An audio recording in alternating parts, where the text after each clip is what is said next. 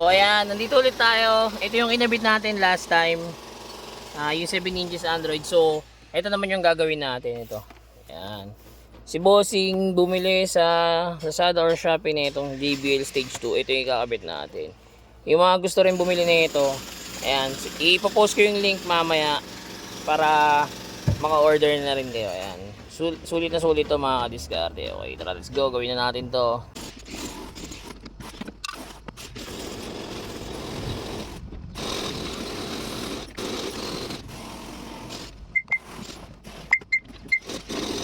Ayan, nabuksan natin yung pinaka-pinto nya. Ayan, yung sidings.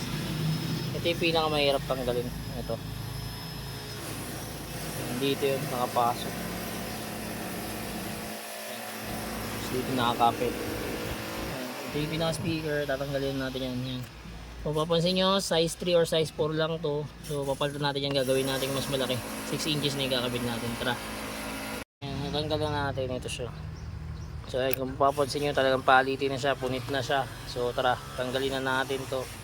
Palitan na natin agad. So ayan, na-install na natin yung JBL. Ayan. From here, ito yung luma.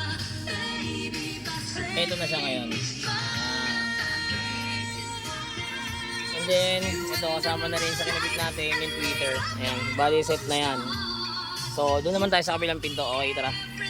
Tapos na tayo mag-install yan. Naikabit na natin sa kabilaan yan. JBL na po yung nakalagay dyan sa loob ng kanyang mga speakers. So ayan, testing natin. Yan. Goods naman siya mga kadiskarte. Yan. JBL na yung nakakabit.